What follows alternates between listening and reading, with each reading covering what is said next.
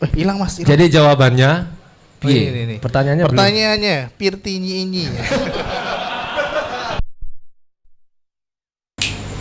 Cek. Ya begitulah yang telah disampaikan oleh Ustadz Zaki, semoga bermanfaat. Ada pengumuman ya, silakan. Bagianku dijego aneh, aku mundur wae ning ngene.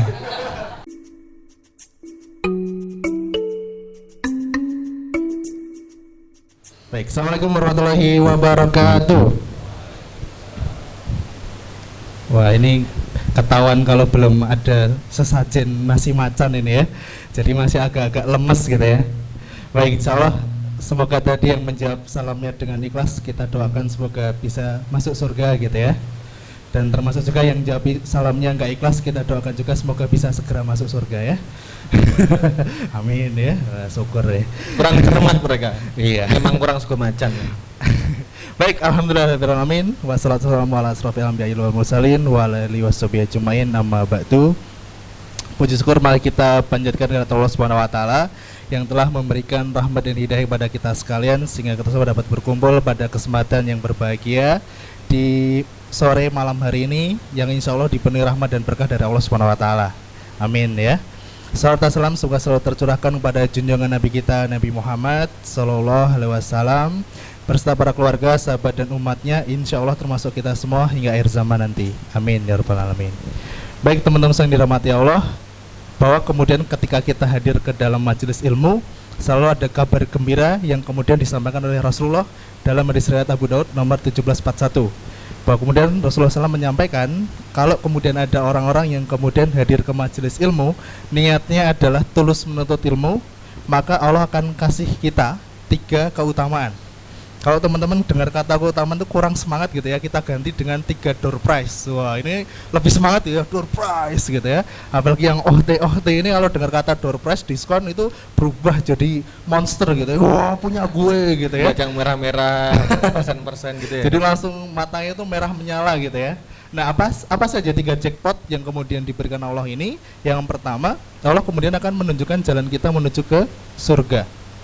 Jadi insya Allah teman-teman semua yang dirahmati Allah, kalau kita hadir ke majelis ilmu ini, kita luruskan niatnya pengen benar-benar nuntut ilmu, maka kemudian Allah akan tunjukkan jalan kita menuju ke surga.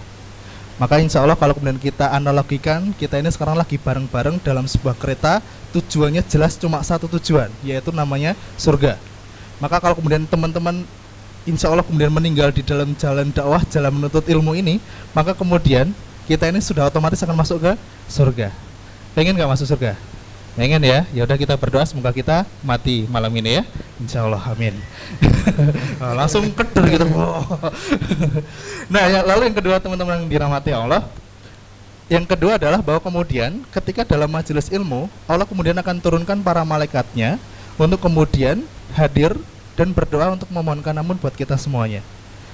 Nah, teman-teman, yang namanya malaikat itu adalah jenis makhluk yang kemudian sampai dari lahir, dari diciptakan sampai kemudian hari ini itu adalah jenis makhluk yang kemudian tidak pernah ngeyel, selalu patuh dengan yang namanya perintahnya Allah. Kalau kemudian ada jenis makhluk hidup yang seperti ini, kira-kira kalau berdoa kemungkinan dikabulkannya gimana? Sangat besar. Makanya insya Allah pasti mustajab gitu ya. Dan saat ini persis kalau kita ini bisa lihat gitu ya, yang namanya para malaikat ini lagi ada di sekitar kita, di kanan kiri kita, depan belakang kita, atas bawah kita, bahkan boleh jadi para malaikat itu sedang bersolawat di atas gedung teras dakwah ini gitu ya, untuk kemudian berdoa dan memohonkan ampun buat kita semuanya. Ini kalau misalnya kita gambarkan kita visualisasikan kita ini kayak lagi di scene-nya Avenger gitu ya, yang Infinity War lagi habis dicetek gitu ya sama Thanos. Nah, dosanya itu pure gogrok gitu ya, berguguran gitu ya, cetek gitu ya. Jadi malaikat-malaikat itu lagi doain kita, berharap untuk kemudian dosa-dosa kita ini bisa kemudian diampuni oleh Allah Subhanahu wa taala. Enak ya? Nah, cetek, nah gugur gitu ya. Ya, enak kan? Nah, lalu yang ketiga teman-teman semua yang dirahmati Allah, yang ketiga kemudian ternyata nggak cuma para malaikat, tetapi juga makhluk hidup yang kemudian ada di bumi dan di langit, termasuk ikan-ikan yang tadi pagi baru netes, itu juga ikut berdoa dan memohonkan ampun buat kita semuanya. Teman-teman yang dirahmati Allah, kira-kira kalau kemudian teman-teman tak suruh ngitung berapa jumlah makhluk hidup yang ada di bumi dan di langit saat ini, kira-kira ada berapa? banyak gitu ya.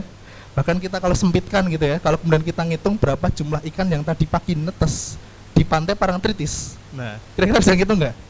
Jumlahnya luar biasa gitu ya. Belum nanti pantai Depok, pantai Krakal, Kukup, Wadiombo, wah oke gitu ya. Ngerti Mas, mantan penjaga penjaga gerbang pantai gitu ya. Sensus iwak. Sensus iwak gitu ya. Nah, maka teman-teman yang dirahmati Allah, bahwa kemudian inilah keutamaan buat kita orang-orang yang kemudian hadir ke dalam majelis ilmu, niatnya adalah terus menuntut ilmu. Maka kemudian Allah akan berikan banyak hadiahnya, banyak keutamaan yang insya Allah akan kemudian diberikan kepada kita semuanya. Mantap ya. Wah, ini dia maskot kita, Masya Allah gitu ya. Mas ulangi lagi. Mas, kurang ulangi lagi. Harus ulang, harus pakai guling. Ulangi lagi, mohon maaf. Masya Allah, jazakallah khairan ya. Semoga menjadi generasi yang berdirian gitu ya. Siap. Anda sudah saya bayar untuk rebahan ya.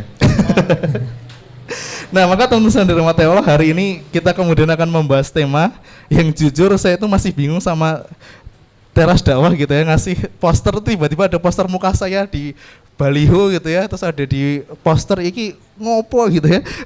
Apalagi sama Ustadz kita, Ustadz Zaki gitu kan, saya jadi merasa minder gitu ya. Harusnya kan saya jadi moderator, kamu pergi gitu ya. Nah kan lebih enak buat saya karena nggak terbebani gitu ya. Ini tamu ngelunjak nih. Ya mohon maaf gitu ya, sudah kebiasaan. Nah terus kemudian kita membahas tema yang namanya generasi rebahan gitu ya. Ini yang salah satu tagline yang kemudian di akhir-akhir waktu ini menjadi salah satu tagline yang ngehits gitu ya, bahwa yang namanya rebahan itu adalah salah satu puncak kenikmatan bagi seorang manusia gitu ya. Jadi rebahan, guling-guling di atas kasur dari habis bakdo subuh sampai menjelang zuhur itu ya, itu nikmat banget gitu ya. Nah maka teman-teman dirahmati Allah, maka piye carane, gimana caranya kita ubah yang namanya rebahan ini menjadi sesuatu yang memang ada manfaatnya. Jangan sampai kita ini rebahan, tahu-tahu mati, terus tahu-tahu ketemu munkar nakir, kan serem gitu ya. Nah, maka kita ini harus berpikir, piye carane yang namanya rebahan kita ini bisa menjadi rebahan yang bermanfaat, berfaedah, dan bisa untuk berguna untuk kepentingan umat. Kayak gitu ya. Serem ya, Masya Allah gitu ya. Macam kopean gitu ya. Baik. Nah ini udah nggak perlu ya, Mas. Saya udah terkenal insya Allah gitu ya. Oke, perkenalkan nama saya Alfredo Di Stefano. Ini nama asli, nggak usah tanya kapan mualafnya ya. Alhamdulillah dari lahir sudah Muslim gitu ya. Dan mohon doanya semoga istiqomah sampai nanti maut menjemput gitu ya. Amin. Terus yang kemudian saya selalu sering gembar-gemborkan untuk kemudian saya ajak ke teman-teman semuanya. Yuk sekarang kemudian menjadikan hobi, yang dimana sekarang kita kan bahas yang namanya rebahan gitu ya. Rebahan ini sesuatu yang dikata hobi yang kemudian tidak menghasilkan sesuatu gitu ya. Nah maka saya selalu kemudian menyampaikan ke teman-teman semuanya, apalagi yang generasi muda gitu ya, bahwa kita ini punya hobi, kalau bisa hobi ini bisa menghasilkan.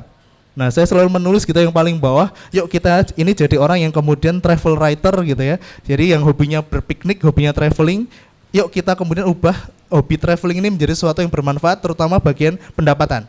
Kalau kemudian bagian pendapatan teman-teman sudah tercover dengan baik, insya Allah nanti untuk kemudian berguna buat umat itu lebih mudah gitu ya.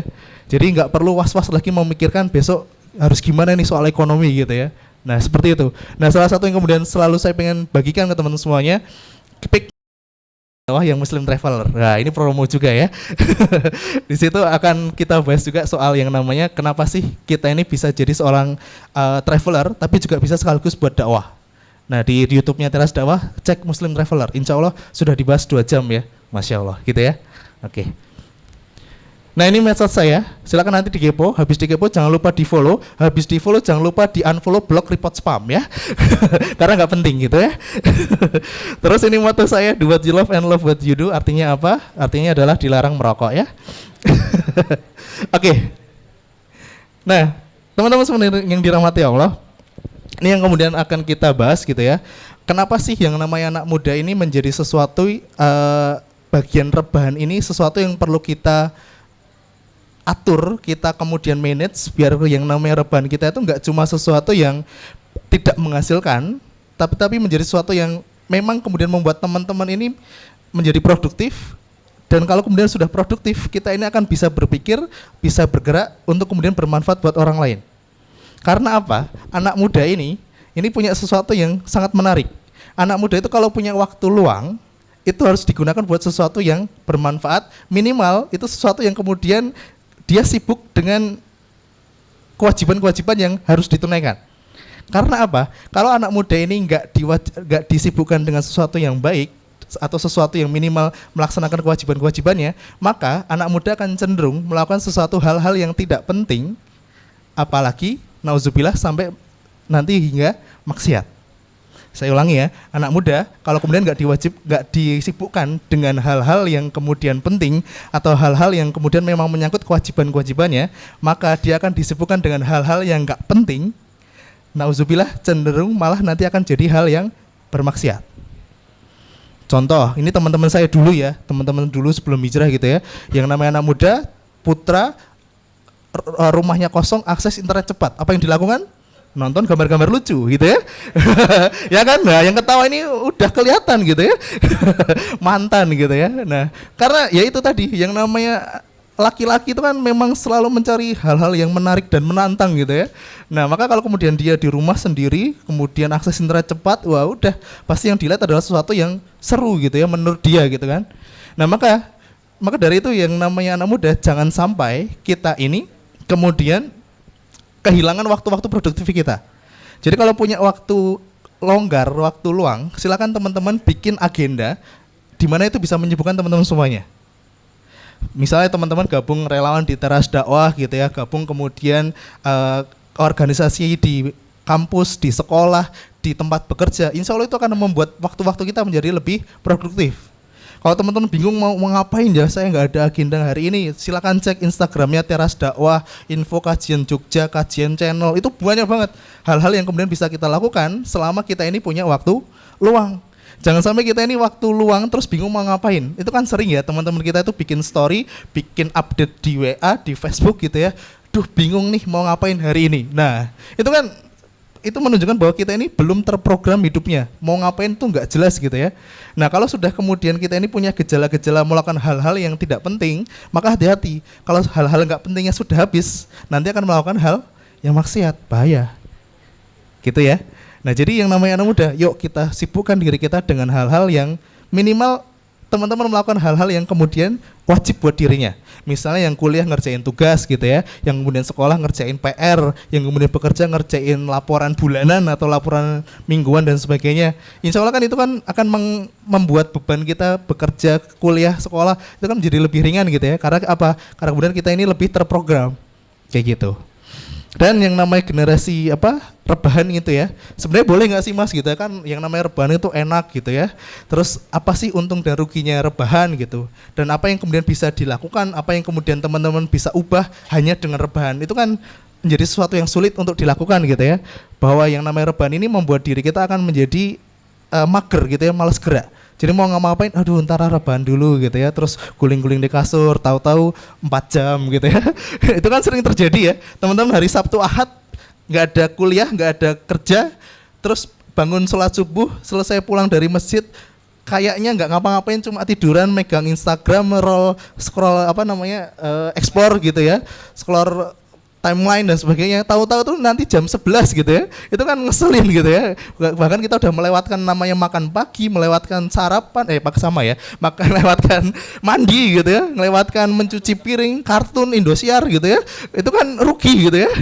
Nah makanya daripada kita ini kemudian waktu-waktu kita terbuang dengan sia-sia, ya sebaiknya memang kita program waktu-waktu kita dengan sebaik-baiknya gitu.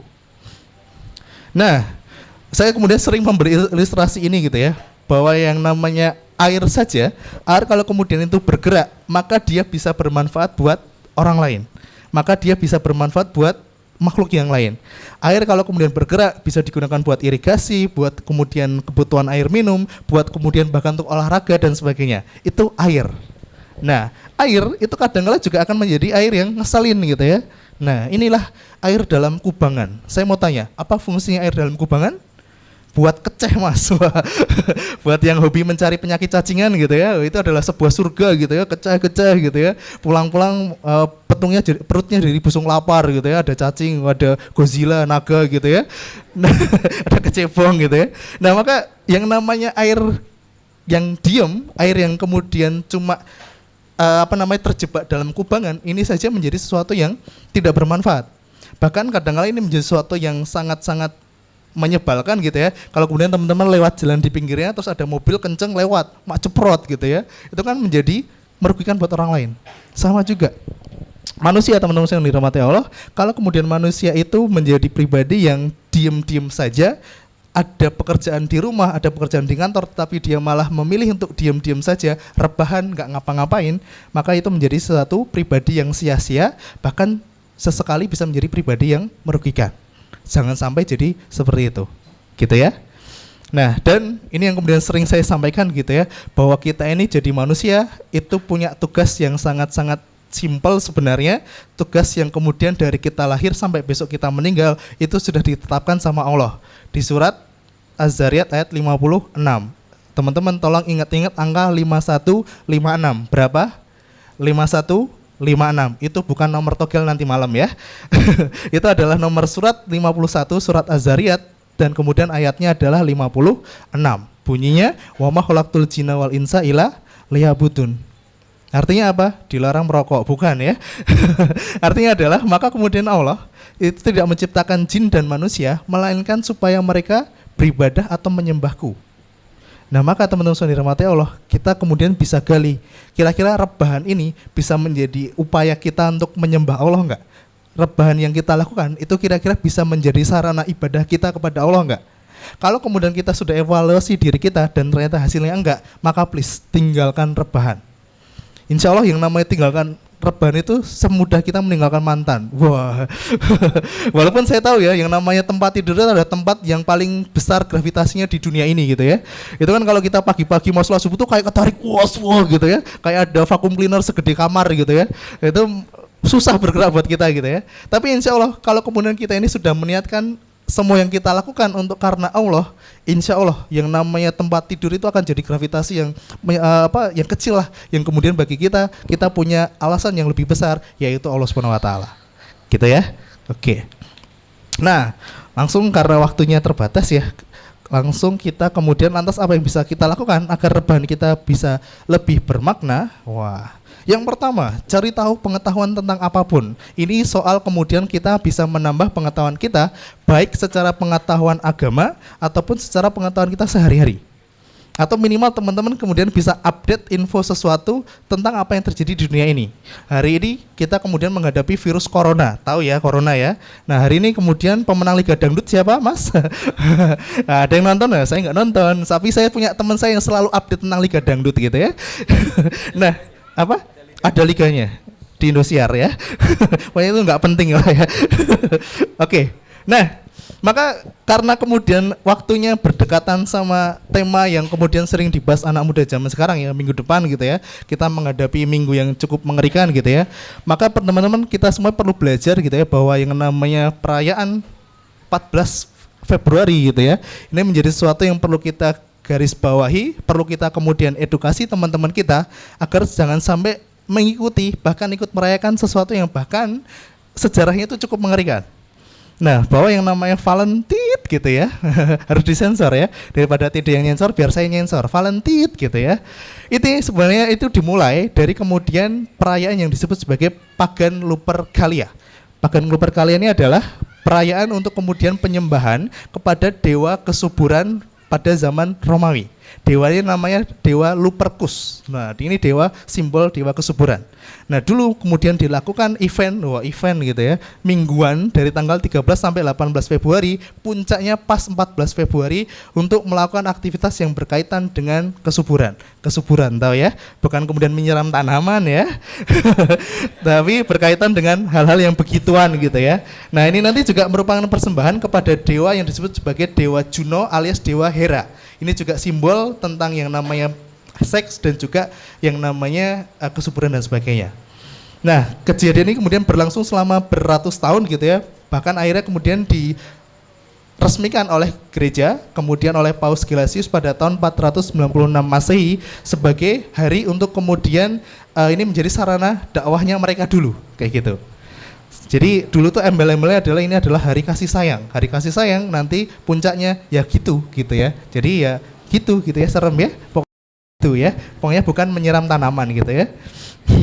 Nah, lalu kemudian maka istilah ini yang kemudian disebut sebagai Valentine Day, Valentine Day gitu ya.